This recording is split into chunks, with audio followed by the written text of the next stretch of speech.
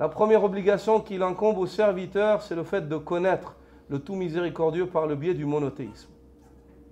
C'est le fait de connaître le tout miséricordieux par le biais du monothéisme. Et ce monothéisme-là est de deux catégories que prenne en considération celui qui désire comprendre.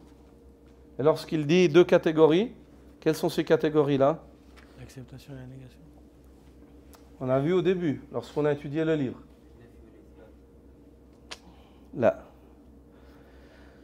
توحيد المعرفة والإثبات وتوحيد القصد والطلب. Le tawhid de la connaissance et de la confirmation et le tawhid du but et de la demande. Ça c'est deux manières de classer le tawhid chez les gens de la sunna. L'une d'entre elles, c'est de dire que le tawhid il est de combien de catégories? Trois. Tawhid al-uluhiyya wal-rububiyya wal-asma'i wal-sifat. Le monothéisme dans le culte, le monothéisme dans la seigneurie, le monothéisme dans les noms et les attributs.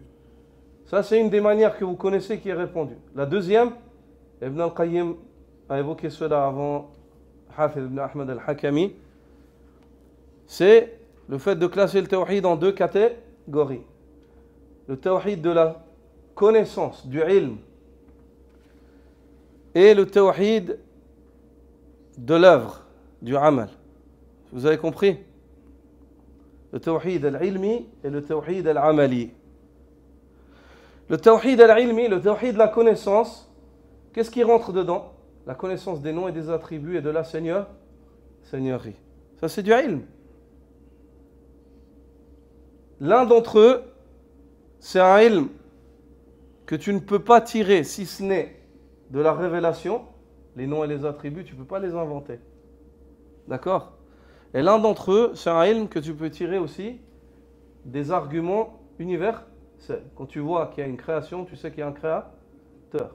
Quand tu vois qu'il y a une subsistance, tu sais qu'il y a un pourvoyeur. Quand tu vois que les choses elles sont réglées, tu sais qu'il y a quelqu'un qui administre, qui gère, un gérant. Et ainsi de suite. Est-ce que c'est clair? Ça, même si on ne te l'enseigne pas, tu le vois. Est-ce que c'est clair? Quand tu vois qu'il y a la vie qui vient, tu sais qu'il y a un muhyi qui donne la vie. Quand tu vois qu'il y a la mort qui arrive, tu sais qu'il y a quelqu'un qui donne la mort. Et ainsi de suite. Est-ce que c'est clair? Donc, cette catégorie de tawhid, le tawhid al-ilmi, le tawhid du savoir, tu l'atteins par deux choses, par la connaissance de la révélation et par le fait de prendre en considération les signes universels. Quant aux noms et aux attributs, il n'y a pas de signe universel où toi tu peux commencer à nommer Allah comme tu veux et comme tu penses. Non, Allah tu le nommeras comme il s'est nommé lui-même, comme t'ont informé les messagers d'Allah. Donc le tawhid al-ilmi, c'est celui-là. Le tawhid al-amali, c'est quoi? Le tawhid dans les œuvres, c'est le culte. Le tawhid dans le culte, dans l'uluhiyya. Vous avez compris? Non, ça c'est deux manières de classer le tawhid.